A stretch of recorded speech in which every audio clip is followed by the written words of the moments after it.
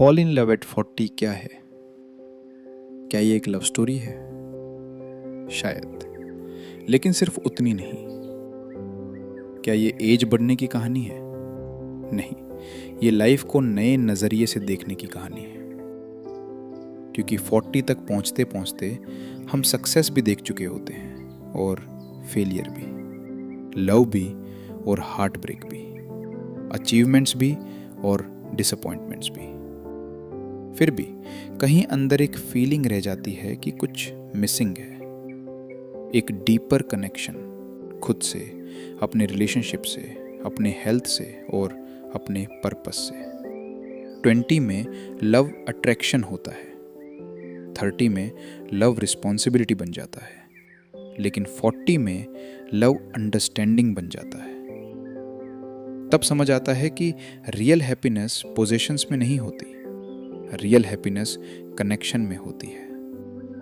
उन लोगों में जो हर सिचुएशन में आपके साथ खड़े रहते हैं, उन मोमेंट्स में जो दिल को सुकून देते हैं, और उन रिलेशनशिप्स में जो लाइफ को मीनिंग देते हैं। और शायद सबसे इम्पॉर्टेंट रिलेशनशिप वो होता है जो आपका खुद के साथ होता है। क्योंकि बहुत से लोग 40 तक पहुंचते पहुंचते रिग्रेट्स लेकर चल रहे होते हैं, अनफिनिश्ड ड्रीम्स लेकर चल रहे होते हैं, और खुद को लगातार जज कर रहे होते हैं। लेकिन एक दिन आप खुद को एक्सेप्ट करना सीख जाते हैं, आप खुद को फॉरगिव करते हैं, अपने जर्नी को अप्रिशिएट करते हैं, नई चीज़ें सीखते हैं, ग्रो करते हैं, इवॉल्व करते हैं। और तब I am not good enough की जगह I am growing every day आने लगता है। रिलेशनशिप्स भी बदलते हैं, रोमांस खत्म नहीं होता, वो मैच्योर हो जाता है। एक वॉक टुगेदर, एक कप कॉफ़ी, एक स्माइल, एक थैंक यू, एक आई वैल्यू यू। क्योंकि लव वहीं ग्रो करता है जहां अटेंशन दिया जाता है। और फिर आती है बात हेल्थ की, क्योंकि हेल्थ के बिना सक्सेस का मज़ा नहीं, वेल्थ का मतलब नहीं, और रिलेशनशिप्स भी सफ़र करते हैं।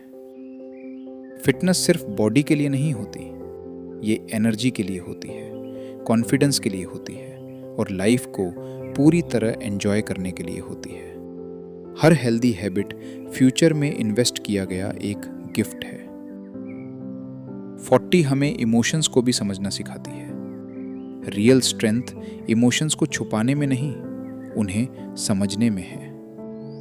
जॉय को महसूस करना, सैडनेस को एक्सेप्ट करना, फियर का सामना करना, और लव को ओपनली एक्सप्रेस करना, यही इमोशनल मैच्योरिटी है। आज की लाइफ में प्रेशर बहुत है, वर्क का, फाइनेंस का, रिलेशनशिप्स का, हेल्थ का, लेकिन पीस बाहर नहीं मिलती। पीस अंदर क्रिएट होती है, ग्रेटिट्यूड से, मेडिटेशन से, नेचर के साथ समय बिताने से, और कभी-कभी कुछ मिनट की साइलेंस से। क्योंकि पीस हमारे भीतर से शुरू होती है।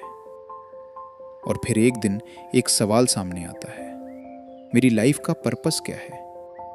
और तब समझ आता है कि पर्पस हमेशा बड़ा नहीं होता।